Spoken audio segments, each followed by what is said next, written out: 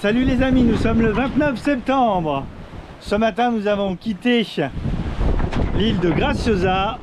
Nous sommes en train de longer Lanzarote et l'idée c'est d'aller mouiller ce soir devant la plage ou l'anse de Papagayo, au sud de Lanzarote. Donc la dernière fois, on est descendu le long de Lanzarote par la face est de l'île et donc là on essaye la face ouest. Oh putain, il y a une tortue! Tortue, mais juste là, derrière. Oh, putain, on a failli se prendre une tortue, la pauvre. Elle est passée juste à côté de notre bateau. Elle a pas dû comprendre, évidemment. On est sous voile, on fait pas de bruit. La pauvre. Bon, on n'avance pas très vite, on avance à 5-6 nœuds. Il n'y a pas longtemps, je vous ai fait une vidéo sur le tangonnage. Donc là, je reviens sur le tangonnage.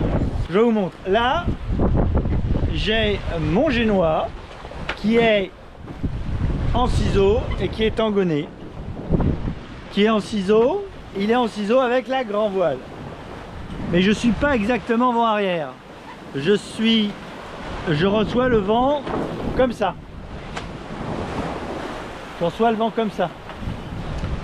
Donc, en fait, le génois qui est là, il est légèrement, ça s'appelle être en fausse panne. C'est-à-dire que mon génois est en fausse panne. On peut naviguer avec la grand voile en fausse panne ou le génois en fausse panne. Ça dépend de ce qu'on veut faire. Voilà. L'avantage de naviguer avec le génois en fausse panne, c'est de pouvoir mettre, alors évidemment, c'est de pouvoir mettre sa trinquette avec un petit tangon. Vous voyez, j'ai un tangon plus petit pour ma trinquette. Alors ce tangon, c'est un tangon de Love Love, hein. Donc c'est un tangon de Love Love pour ceux qui se demandent sur quel bateau était ce tangon. Donc c'était le Love Love de mon père. Et donc le tangon, l'avantage de ce tangon, c'est que de temps en temps, sur certaines allures, je peux également mettre ce tangon sur mon génois. D'accord? L'avantage, c'est qu'il est très léger, donc très rapide à mettre. Alors évidemment, la trinquette, elle n'est pas faite. L'idée de la trinquette, à l'origine, c'est une voile de près. Hein, c'est une voile pour remonter au vent. Pour moi, la trinquette, le but essentiel de la trinquette, c'est d'accélérer les fils d'air sur l'extrado de la grand voile. Donc là, on est au portant et on n'est pas dans une allure de... On n'est pas en train de remonter au vent, on est en train de descendre le vent. Donc forcément, je n'utilise pas la trinquette pour accélérer les fils d'air sur l'extrado de la grand voile. C'est juste pour essayer de récupérer quelques filets d'air qui s'échappaient entre le génois et la grand voile et en faire profiter, les récupérer avec la trinquette. Donc tout ça, c'est des montages assez compliqués. C'est pour gagner... Donc tout ça, c'est des montages assez compliqués.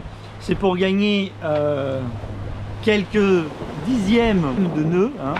On est vraiment... Évidemment, si j'ai 2000 à faire, je ne vais pas faire des montages comme ça. Là, j'ai 45 000 à faire, à peu près sous cet angle-là devant. Donc pour 45 000...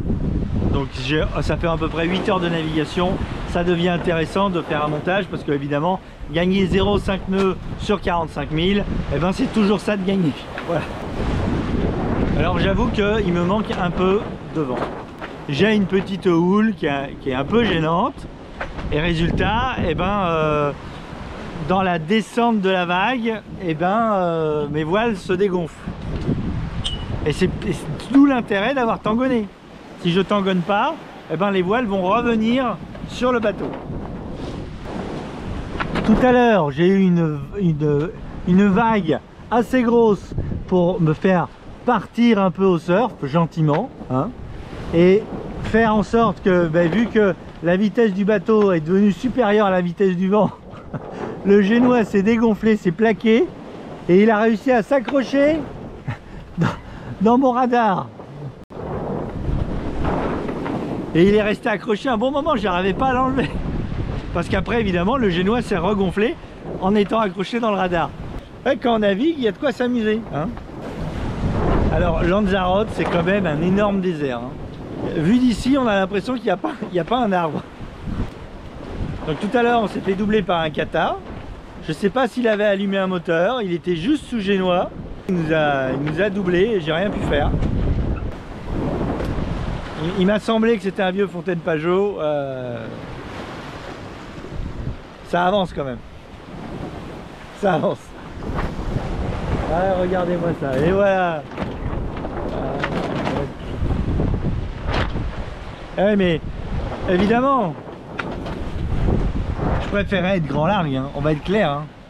Mais le problème, c'est que c'est pas la direction. Alors j'en profite, je vais me mettre au soleil, comme ça vous allez me voir au soleil. Un peu de temps en temps. Alors le monde se divise en deux catégories, ceux qui ont une retenue de baume et ceux qui ont un frein de baume. Quel avantage, quel inconvénient. Donc je crois que j'ai déjà fait cette vidéo, mais il y a longtemps, je peux la refaire. Donc le frein de baume, ça va faire que quand vous empannez, la grand voile va passer doucement d'un bord à l'autre. Alors pour éviter de dépenser des fortunes dans un frein de baume cher, si votre bateau n'est pas trop gros évidemment, vous pouvez utiliser un 8 de descendeur. Donc un 8 de descendeur, c'est une pièce qui sert pour descendre en rappel quand on fait de l'escalade. Donc un 8 de descendeur à Decathlon, c'est pas très cher. Vous pouvez également trouver sur internet, en faisant le montage du 8 de descendeur, ça se trouve très bien sur internet, vous pouvez vous faire un frein de baume à moindre coût qui vous permet, en cas d'empannage involontaire, la grand voile passe d'un bord sur l'autre plus gentiment que si vous n'aviez pas de frein de baume. Effectivement, si vous empannez un empannage violent, ça peut causer des gros dégâts. Hein. Ça peut arriver que c'est les haubans qui arrêtent la baume. Alors je vous dis tout de suite, hein, si vous empannez violemment et que c'est vos haubans qui arrêtent la baume, c'est pas bon du tout. Hein. Il y a un risque de péter le mât en fait, hein, si vous faites ça. Pour éviter ça, on a un frein de baume qui existe, c'est bien. Et donc maintenant on va voir la retenue de baume. Alors c'est pas du tout la même utilité la retenue de baume. Le but également c'est de ne pas empanner violemment, mais la retenue de baume en fait elle vous empêche d'empanner. Hein. Donc regardez là, j'ai une retenue de baume. Donc là, voilà, vous voyez les bouts de bleu là? Voilà, le bout de bleu c'est ma retenue de baume. Ça va. Donc elle est accrochée à ma cadène de haubans et elle revient derrière à un taquet et à une poulie. Voilà. Donc, on va regarder sur la retenue de baume qui n'est pas active. Voilà. Donc ça c'est la retenue de baume qui n'est pas active, vous voyez. Hop. Elle est prise sur une poulie ici et elle est renvoyée derrière. La retenue de baume elle sert que quand on est vent arrière. Hein. Vent arrière ou proche du vent arrière. Donc l'idée c'est que si sur une vague mon bateau prend de la vitesse et rattrape la vitesse du vent à cet endroit là, ça peut arriver. Donc je vais avoir la grand voile qui va se gonfler à contre et le risque c'est que elle revienne et puis quand j'arrive en bas de la vague, de nouveau elle se gonfle, la voile se regonfle dans le bon sens et paf, ça va taper.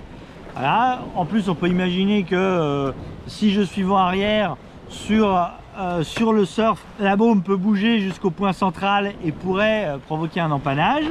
Donc pour éviter ça, j'ai une retenue de baume qui fait que ça empêche la baume de bouger. Hein. Ça maintient la baume dans sa position. D'accord. Donc il faut imaginer, d'un côté on a le palan d'écoute de grand voile, de l'autre côté on a la retenue de baume et la baume en plein milieu qui est plaquée par les deux. Voilà. Et comme ça elle ne peut pas aller dans un sens ni dans l'autre. Le risque c'est que sur une vague ou sur un changement de direction, un changement du vent, la voile va se gonfler à contre et puis que l'équipage ne s'en rende pas compte et de naviguer avec la grande voile à contre. Donc ce qui est complètement débile, hein, on est bien d'accord. Et qui peut être dangereux parce qu'évidemment là ça veut dire que la retenue de baume elle encaisse toute la force de la grand voile.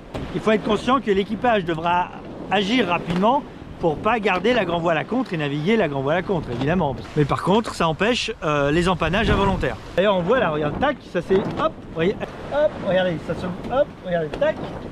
Voilà.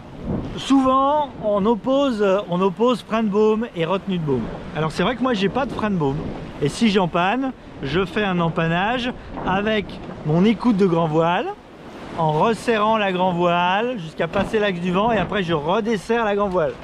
En principe, je borde la grand voile à fond, je change mon cap pour faire passer ma grand voile, pour faire passer le vent de l'autre côté de ma grand voile et après je lâche mon palan de grand voile pour que de l'autre côté. Le reste du temps, la retenue de baume est serrée et donc ma grand voile ne peut pas empanner. Donc je ne ressens pas le besoin d'avoir un frein de baume. Peut-être j'y viendrai. On peut très bien avoir un frein de baume et une retenue de baume. L'un n'empêche pas l'autre. C'est deux utilisations différentes. C'est ça qu'il faut comprendre. Le phénomène que je veux vous montrer. Allez.